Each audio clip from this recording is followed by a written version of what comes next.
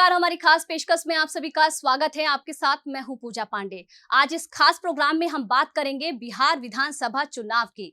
बिहार विधानसभा चुनाव की बात करें तो मतदाता सूची को लेकर घमासान छिड़ा हुआ है। मतदाता सूची की आड़ में 243 सीटें, जो कि बिहार विधानसभा की कुल सीट है, उसको अपने खेमे में ज्यादा से ज्यादा लाने के लिए तमाम जो दल हैं वो जुटे हुए हैं। चाहे इसमें बीजेपी की बात करें, जेडीयू की बात करें, एलजेपी की बात करें, आरजेडी की बात करें, या तमाम वो नई पार्टियां जो कि इस साल बनी है। हम इन सब के बीच बिहार विधानसभा चुनाव में चुनाव आयोग की जिम्मेदारी का भी जिक्र कर लेते हैं। चुनाव आयोग का कहना है कि बिहार विधानसभा चुनाव बेहद महत्वपूर्ण है और इसे पारदर्शिता की तौर पर करवाने के लिए पूरी जिम्मेदारी से जो तैयारियां हैं वो की जा रही है। और इसीलिए प्रदेश में यानी कि बिहार में एसआईआर यानी कि स्पेशल इंटेंसिव रिवीजन की जरूरत है और इसीलिए चुनाव में पारदर्शिता आएगी, क्योंकि 2003 के बाद से जो यहाँ पर गहन जांच है मतदाता सूची को लेकर हुई ही नहीं है और ये समय की मांग है। और इसी को लेकर भारतीय जनता पार्टी तमाम विपक्षी दलों के लिए ये बड़ा झटका माना जा रहा है। अब सुप्रीम कोर्ट ने इसको लेकर क्या कुछ कहा है और क्या कुछ वहां पर यानी कि बिहार में स्थिति बनी हुई है, देखेंगे इस खास प्रोग्राम में। हम ये नहीं होने देंगे कि वोट का अधिकार कोई किसी से छीने। नौजवानों, गरीबों, दलितों, पिछड़ों के वोट के अधिकार को, अकलितों के वोट के अधिकार से उनको वंचित करने की मंशा रखती है चुनाव आयोग। ये नहीं हो सकता। चुनाव आयोग का जिम्मेवारी और जवाबदेही है। राजनीतिक पार्टियां जो इस अभियान को लेके गई थी उनको गहरा धक्का लगा होगा, क्योंकि शायद अंशा या ऐसी संभावनाएं दिख रही हैं कि शायद ये राजनीतिक पार्टियों को आज से ही दिखने लगा है कि बिहार में उनका कोई भविष्य नहीं है। शायद चुनाव के परिणाम के संकेत चुनाव के बहुत पहले ही उन्हें मिलने लगे हैं, ऐसा मुझे आभास होता है। किसी को भी ये हक नहीं है कि वो किसी नागरिक का वोट चुराए। ये वोट चुराने से कम कुछ नहीं है, ये चोरी हो रही है। गरीब आदमी के वोट की चोरी का षड्यंत्र चुनाव आयोग रच रहा है। आपका जमाना भी था, कांग्रेस जो आज कह रही है कि एसआईआर क्यों हो रहा है, उनके जमाने में हुआ ना, कई बार हुआ। अच्छा, उसमें इतने डॉक्यूमेंट दे दिए, 11 डॉक्यूमेंट है, कोई एक तो दे दो। इसमें दिक्कत क्या है, पता नहीं क्यों इसको एक मुद्दा बनाया। हमारा देखिए एक सिनारियो विजुअलाइज करिए आप लोग। अगर कोई लोकसभा के चुनाव में 20,000 वोट से हार गया कोई, और अभी एसआईआर के बाद उसी के पार्लियामेंट सांसद में 20,000 कम हो गए, तो फिर वो क्या करेगा बेचारा? उसको राइट मिलना चाहिए था। राइट तो रिकॉल तो हमारे पास नहीं है। तो इसीलिए हम कह रहे हैं हम एसआईआर के खिलाफ नहीं है, आप टाइम दीजिए ना। आप जानते हो बिहार से बहुत लोग पलायन करते हैं और जो है वो वोटर लिस्ट में नाम उनके जरूर होते हैं, तो वो जो है वो बोगस वोट्स मानी जाएंगी। तो बाहर वो लोग जब रह रहे हैं तो नेचुरली उनका तो जो है उनकी जब वोटिंग ही वहाँ पे नहीं है तो फिर वो वोट तो कटेंगी। उससे जो है अब इनको परेशानी हो रही है, क्योंकि अभी तक जो है उसका ये फायदा उठाते आ रहे थे। Aadhaar card, ration card, election ID card to be the part of the verification process in a democratic system. So I think Election Commission will go with that suggestion from the Supreme Court. Let us wait for that. किसी जाति, party या व्यक्ति का या किसी धर्म का चिन्हित करके किया जा रहा है क्या? ये चुनाव आयोग एक तरफ कहते हैं संविधान में विश्वास है, दूसरे तरफ संवैधानिक संस्था का अपमान करते हैं। बिहार में चुनाव है, इसीलिए सियासी तनाव है। जिस मतदाता सूची को लेकर बिहार की लड़ाई सड़क से सर्वोच्च न्यायालय तक पहुंची, उसकी राह में कई भ्रम, कई डर, कई भ्रामक बयानों के पड़ाव हैं। अगले आधे घंटे में आपको बिहार में चुनाव से पहले मतदाता सूची पर उठ रहे बवाल के एक एक पड़ाव, एक एक सियासी चढ़ाव को बताएंगे। लेकिन सबसे पहले जानना जरूरी है कि सुप्रीम कोर्ट ने पूरे मामले पर क्या कहा और क्यों एनडीए इसे विपक्षी गठबंधन के नैरेटिव को एक बड़ा झटका मान रहा है। जस्टिस सुधांशु धूलिया, जोय माल्या बागची की बेंच ने गुरुवार को लगभग 2.5 घंटा तक जिरा सुनी। सुप्रीम कोर्ट में कुल 11 याचिकाएं सुनवाई के लिए लगी थी। याचिकाकर्ता की तरफ से गोपाल शंकर नारायण, कपिल सिब्बल, अभिषेक मनु सिंघवी और शादान फरासत जैसे वरिष्ठ वकीलों ने बहस की।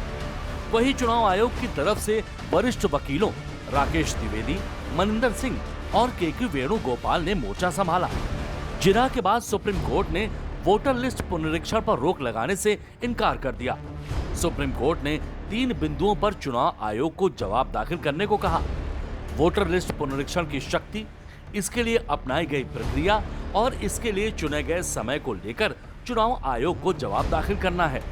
सुप्रीम कोर्ट ने चुनाव आयोग से कहा है कि आधार, निर्वाचन कार्ड और राशन कार्ड को वैध दस्तावेज माना जाए। अगली सुनवाई 28 जुलाई को होगी। तब तक चुनाव आयोग ड्राफ्ट पब्लिश नहीं करेगा।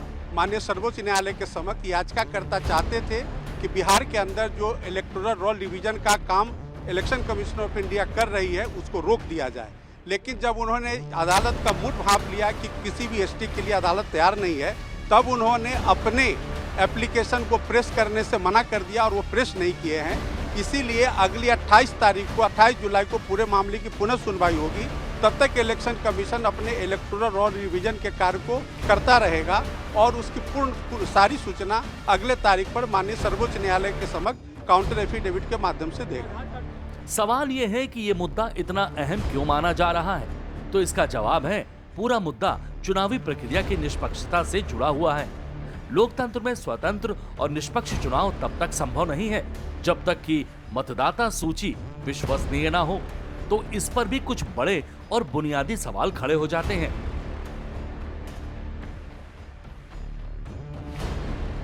क्या बिहार में मतदाता सूची सवालों के घेरे में है? क्या बिहार में अवैध प्रवासियों के मतदान का बड़ा खतरा है? क्या इसके पीछे कोई सोची समझी सियासी रणनीति है? क्या एसआईआर के लिए चुनाव आयोग के पास पर्याप्त समय है? एसआईआर के खिलाफ क्यों है आरजेडी और कांग्रेस जैसी पार्टियां?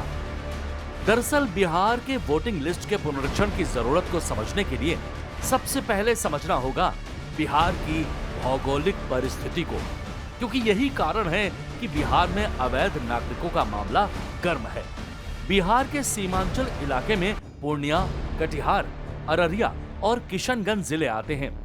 बिहार की सीमा पश्चिम में उत्तर प्रदेश से लगती है, उत्तर में बिहार की सीमा नेपाल से लगती है, पूर्व में बिहार की सीमा पश्चिम बंगाल से लगती है, जबकि दक्षिण में झारखंड से। पश्चिम बंगाल का एक 20 किलोमीटर चौड़ा हिस्सा है जो किशनगंज और बांग्लादेश के बीच में है। बिहार में सीमांचल का जो इलाका है वहां अवैध अप्रवासी ही नहीं बल्कि फर्जी वोटर्स भी होने का बड़ा शक है। ये शक क्यों है और इसके क्या सबूत हैं, आपको ये भी दिखाएंगे, क्योंकि उससे पहले ये भी समझिए कि चुनाव आयोग को क्यों बिहार में वोटर लिस्ट के पुनरीक्षण की जरूरत पड़ी है। ईसीआई के मुताबिक बिहार में 2003 के बाद वोटिंग लिस्ट का व्यापक पुनरीक्षण नहीं हुआ। 2003 के बाद से बिहार की आबादी भी बढ़ी है। वोटर लिस्ट में डुप्लीकेट नाम, मृत व्यक्तियों के नाम या अपात्र व्यक्तियों के नाम में सुधार जरूरी है। बिहार के कुछ जिलों में आधार कार्ड धारक की संख्या कुल आबादी से ज्यादा है। फर्जी वोटरों, अवैध अप्रवासियों की पहचान करना जरूरी है ताकि चुनाव निष्पक्ष हो सके। एक पारदर्शी, समीचीन और जीवंत लोकतंत्र के लिए आवश्यक है कि वोटर लिस्ट का पुनरीक्षण होता रहे, और ये पुनरीक्षण होना और आवश्यक हो जाता है जब दिक्कतें बॉर्डर इलाके से आए और आधार सैचुरेशन किया है। बिहार में कई मुस्लिम बहुल इलाकों और बॉर्डर से सटे जिलों में आधार सैचुरेशन 100% से ज्यादा हो गया था। गोपालगंज में तो 126% पहुंच गया था। ऐसे वक्त पर प्रशासन, सरकार दोनों के लिए आवश्यक था कि वोटर लिस्ट का पुनरीक्षण करवाया जाए और लोकतंत्र को सार्थक बनाने की दिशा में आगे बढ़ा जाए। वोटर लिस्ट जितनी बार पुनरीक्षित होगी, निश्चित तौर पर नए लोग जुड़ेंगे, पुराने लोग हटेंगे और चुनाव ज्यादा जीवंत होगा।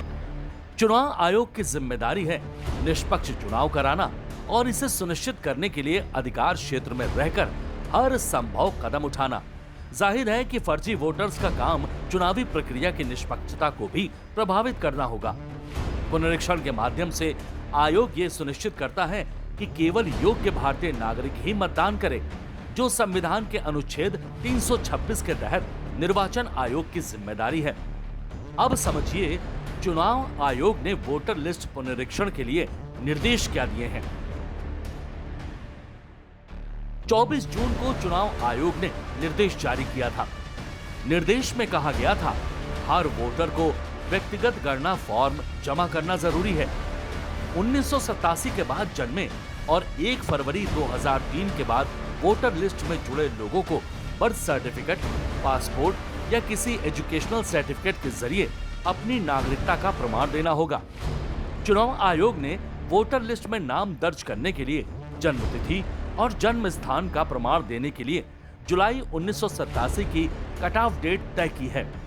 आयोग ने कहा है कि राज्य से बाहर रहने वाले मतदाताओं को भी गणना प्रपत्र भरना अनिवार्य होगा।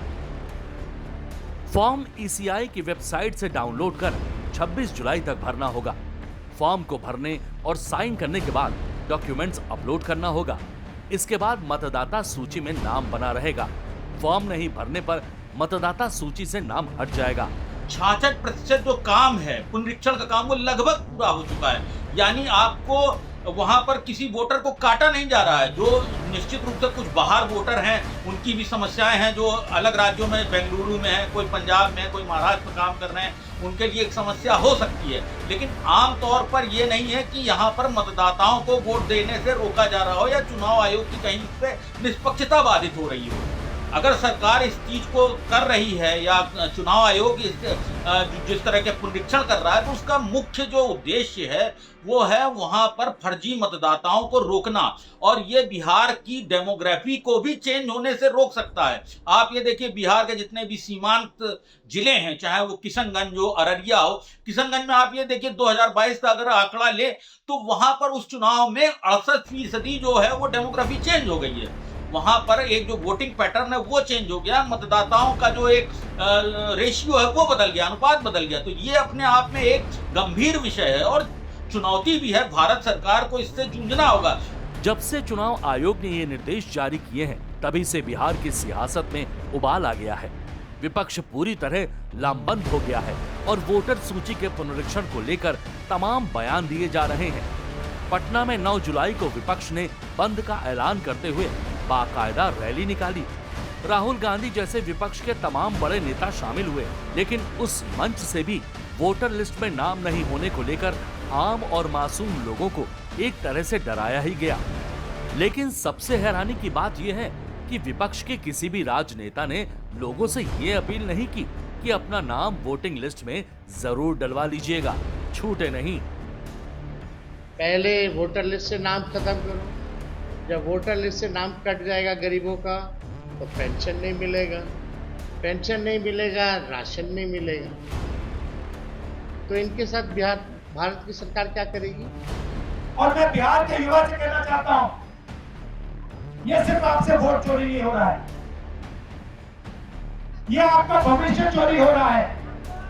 आपसे आपका जुर्म, आपका हक जो बनता है, जो रोजगार है, आपका धन है, ये सब आपसे चोरी किया जाएगा। और आपको, बिहार के युवा को, ये चोरी नहीं होने देनी है। खुद सुप्रीम कोर्ट ने 10 जुलाई को सुनवाई के दौरान माना कि वोटर लिस्ट पुनरीक्षण का अधिकार चुनाव आयोग को है। तो सवाल ये है कि विपक्ष इसके खिलाफ कितना मुखर क्यों है, और सबसे बड़ा सवाल कि कितने लोग हैं जिन्हें चुनाव आयोग के मांगे हुए दस्तावेज देने होंगे। आंकड़े सुनेंगे तो आप खुद हैरान हो जाएंगे। देखिए जरा, बिहार में फिलहाल करीब 7 करोड़ 89 लाख वोटर हैं। इनमें से करीब 4 करोड़ 96 लाख वोटर 2003 की वोटर लिस्ट में शामिल थे, उनका वेरिफिकेशन नहीं होगा, यानी कि बाकी बचे 2 करोड़ 93 लाख वोटरों का ही वेरिफिकेशन किया जाएगा। इसके लिए राजनीतिक दलों के करीब 1.5 लाख बूथ लेवल एजेंट यानी BLA इस मुहिम में जुटे हैं। इसमें सभी दलों के लोग शामिल हैं। ऐसे में किसी वैध वोटर का नाम कटने की गुंजाइश कम है। अभी भी सभी राजनीतिक दल ज्यादा से ज्यादा BLA बनाकर लिस्ट को पारदर्शी बना सकते हैं। बिहार विधानसभा के चुनाव में अब चंद महीनों का ही समय रह गया। निश्चित रूप से चुनाव आयोग जिस तरह से वोटर लिस्ट का पुनरीक्षण कर रही है और फॉर्म भरवाए गए हैं 7 करोड़ लोगों से ज़्यादा से, तो ये अपने आप में चर्चा और विवाद का विषय है। लेकिन बिहार में अवैध घुसपैठ और बाहरी नागरिकों का आगमन ये एक संवेदनशील और लगातार चुनौतीपूर्ण मुद्दा रहा है। ये पहली बार नहीं हो रहा है जब चुनाव आयोग ने इस तरह की कवायद की। निश्चित रूप से सुप्रीम कोर्ट में भी मामला चला है और इसमें वोटर आईडी और आधार कार्ड को भी जोड़ने की बात कही गई है। लेकिन बिहार में जो बॉर्डर के इलाके हैं वो आम रूप से खुले हुए हैं। बिहार की सीमा नेपाल से मिलती है, आपकी बांग्लादेश के लोग वहां पर आ रहे हैं, बंगाल की अवैध घुसपैठ जारी है, तो ये अपने आप में चिंता का विषय है। ये तो रही सियासत की बात, लेकिन देश की सुरक्षा का भी एक बड़ा सवाल है और वो सवाल अक्सर उठता है बिहार के सीमांचल इलाके से। सीमांचल में 4 जिले मुख्य रूप से आते हैं। इन चारों में मुस्लिम आबादी पूरे बिहार से ज्यादा है और इन चारों ही जिलों में आधार कार्ड धारकों की संख्या कुल मुस्लिम आबादी से ज्यादा है। जरा आंकड़े देखिए। किशनगंज जिले में मुस्लिम आबादी 68% है, लेकिन यहाँ आधार कार्ड धारकों की संख्या कुल आबादी की 123% है। मतलब जिले की आबादी अगर 100 लोगों की है तो जिले में आधार कार्ड 123 बने हुए हैं। इसी तरह कटिहार में मुस्लिम आबादी 44% है, लेकिन आधार कार्ड धारक संख्या आबादी की 123% है। अररिया में भी 123% आधार कार्ड धारक हैं, जबकि पूर्णिया में आधार कार्ड धारक कुल आबादी के 121% हैं। अब सवाल ये उठता है कि ये लोग कौन हैं? जाहिर है फर्जी आधार कार्ड बने होंगे। अवैध अप्रवासी के साथ साथ फर्जी वोटर भी इसमें शामिल हो सकते हैं। ऐसे में जब बिहार में मतदान होगा तो उसकी निष्पक्षता सवालों के घेरे में होगी। सीमांचल इलाके की डेमोग्राफी बदलने के भी आरोप लगते हैं और यहाँ पर विधानसभा की सीटें भी 20 से ज्यादा हैं, तो ऐसे में वोटर लिस्ट पुनरीक्षण बेहद जरूरी हो जाता है। सीमांचल क्षेत्र में बंगाल और नेपाल से सटे हिस्सों की डेमोग्राफी बदलने की आशंका है। सीमांचल सिलीगुड़ी कॉरिडोर से सटा है, जहां बांग्लादेश का इलाका आता है। 2020 में नेशनल हेराल्ड की रिपोर्ट में सीमांचल को बिहार का सबसे पिछड़ा और गरीब इलाका माना गया था। इसी रिपोर्ट में बताया गया था कि सीमांचल में मुस्लिम आबादी 47% हो चुकी है, जबकि पूरे बिहार में मुस्लिम आबादी का राज्यव्यापी औसत 17% है। सीमांचल क्षेत्र में बिहार की 243 विधानसभा सीटों में से 24 आती हैं। देश का सर्वोच्च न्यायालय ने इलेक्शन कमीशन के डिसीजन को बिहार में हो रहे सर्वेक्षण के कार्यक्रम को उन्होंने बड़े ही सफलता से उसको स्वीकार किया है। राहुल गांधी और बिहार के Tejashwi Yadav all leader of INDI government ये गरीबों के हितकारी नहीं है। बिहार में 8 करोड़ 90 लाख वोटर थे। लगभग सब लोगों ने एक्सेप्ट किया। ये बांग्लादेशी घुसपैठिए और रोहिंग्या के लिए चिल्ला रहे हैं। चुनाव में वोट की डकैती का प्रचलन शुरू किया। बाबा साहब भीमराव अंबेडकर को 14,000 से हरा दिया और 78,000 वोटों को इनवैलिड कर दिया बैलेट के हिसाब से, और वो वही रीत को वर्तमान में लागू करना चाहते हैं। बैलेट बॉक्स गायब कर दो, लालू जी के राज्य में जबरदस्ती बैलेट की छपाई करके उसको मत पेटियों को आप तालाब में डाल दो जो जिस दूसरे पक्ष की हो। ये जो वोटों की डकैती थी उसको भाजपा शासनकाल में रोका गया है। पारदर्शिता आई है। जो संवैधानिक संस्थाएं हैं उन पर विश्वास बढ़ा है लोगों का। सरकार का उस पर कोई हस्तक्षेप नहीं है। ये बहुत सारे चुनाव में सिद्ध हो चुका है और माननीय सुप्रीम कोर्ट के निर्णय आने के बाद अब मैं समझता हूं इस प्रकार के प्रलाप करने से राहुल जी को और विपक्ष को बचना चाहिए। विपक्ष के एक प्रमुख चेहरे और AIMIM अध्यक्ष असदुद्दीन ओवैसी ने वोटर लिस्ट पुनरीक्षण के लिए समय को लेकर सवाल उठाया है कि चुनाव से कुछ समय पहले पुनरीक्षण कैसे होगा। अगर हमारा एक ही है कि आप इतने कम टाइम में एक्सरसाइज कैसे कर पाएंगे, बहुत टाइम कम है हमारा। देखिए एक सिनेरियो विजुअलाइज करिए आप लोग। अगर कोई लोकसभा के चुनाव में 20,000 वोट से हार गया कोई, और अब SIR के बाद उसी के पार्लियामेंट सांसद में 20,000 कम हो गए, तो फिर वो क्या करेगा बेचारा? उसको राइट मिलना चाहिए। राइट तो रिकॉल तो हमारे पास नहीं है। तो इसीलिए हम कह रहे हैं हम SIR के खिलाफ नहीं है, आप टाइम दीजिए ना। साल 2003 में जब आखिरी बार वोटर लिस्ट पुनरीक्षण किया गया था तो ऑनलाइन सुविधाएं देश में इतनी नहीं थी। अब वक्त तकनीक का है और चुनाव आयोग ने इसे तय सीमा में कराने की पूरी तैयारी भी की है। 6 जुलाई 2025 को चुनाव आयोग ने तैयारी की पूरी जानकारी दी थी। चुनाव आयोग के मुताबिक 77,895 ब्लॉक स्तरीय अधिकारी नियुक्त किए जा रहे हैं। इसके अलावा 20,603 BLO भी नियुक्त किए जा रहे हैं, जबकि सरकारी अधिकारियों और NCC कैडेट सहित 4 लाख स्वयं सेवकों की सहायता भी ली जा रही है।